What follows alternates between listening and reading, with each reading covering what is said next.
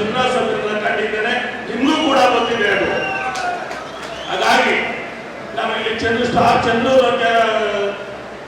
Candidate ಅಲ್ಲ, ಅವರು ಅಭ್ಯರ್ಥಿಗಳಲ್ಲ. ಅವ್ರ ಅಭ್ಯರ್ಥಿ ಸಿದ್ದರಾಮಯ್ಯ ಅಂತ ತಿಳ್ಕೊಬೇಕು, ಅವ್ರ ಅಭ್ಯರ್ಥಿ ಡಿ ಕೆ ಶಿವಕುಮಾರ್ ಅಂತ ತಿಳ್ಕೊಬೇಕು, ಆ ಅಭ್ಯರ್ಥಿ ಚಂದ್ರಶೇಖರ್ ಅಂತ ತಿಳ್ಕೊಂಡು ನಾವೆಲ್ಲರೂ ಕೂಡ ಒಗ್ಗಟ್ಟಾಗಿ ಈ ಚುನಾವಣೆಯಲ್ಲಿ ಅವ್ರನ್ನ ಗೆಲ್ಲಿಸಲೇಬೇಕು ಅಂತ ನಾನು ನಿಮ್ಮನ್ನ ಕೈ ಮುಗಿದು ಕೇಳ್ತಿದ್ದೇನೆ. ನಿಮ್ದೇನೇ ಕೆಲಸಗಳಿದ್ರು ಜಿಲ್ಲಾ ಮಂತ್ರಿಗಳಿದ್ದಾರೆ, ಸಿದ್ದರಾಮಯ್ಯವರಿದ್ದಾರೆ, ಶಿವಣ್ಣವರಿದ್ದಾರೆ, ಎಲ್ಲರೂ ಕೂಡ ನಮ್ಮ ಸಮಾಜದ ಕೆಲಸಗಳನ್ನು ಮಾಡ್ತಾರೆ, ಅವರು ಒಗ್ಗಟ್ಟಿಂದ ಮಾಡ್ತಾರೆ ಅಂತ ಹೇಳಿ ಇವತ್ತೇನು ಇಷ್ಟು ಸಂಖ್ಯೆಯಲ್ಲಿ ಬಂದಿರತಕ್ಕಂಥ ನನ್ನ ಸಮಾಜದ ಎಲ್ಲ ಬಂದು ಪಾದಗಳಿಗೆ ನಮಸ್ಕರಿಸಿ ನಿಮ್ಮ ಒಗ್ಗಟ್ಟು ಹೀಗೆ ಇರಲಿ. ಹಾಗೆಯೇ ಇನ್ನೊಂದು ವಿಚಾರ ಹೇಳಬೇಕು.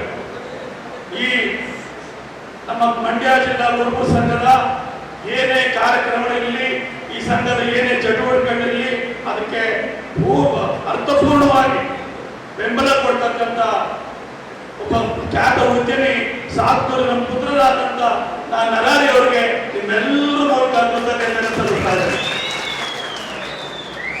ಹಾಗೆಯೇ ಎಲ್ಲರಿಗೂ ನಮಸ್ಕಾರ.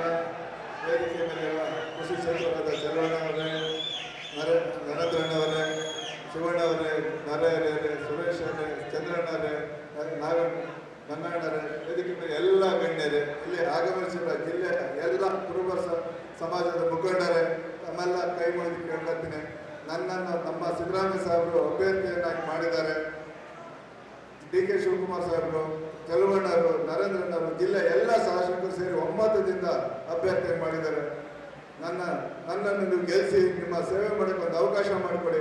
ನಾನೊಬ್ಬ ರೈತರ ಮಗ, ಇದೇ ಜಿಲ್ಲೆಯ ನಾಮಗಲ ಕನ್ನಘಟ್ಟ ಗ್ರಾಮದವನು.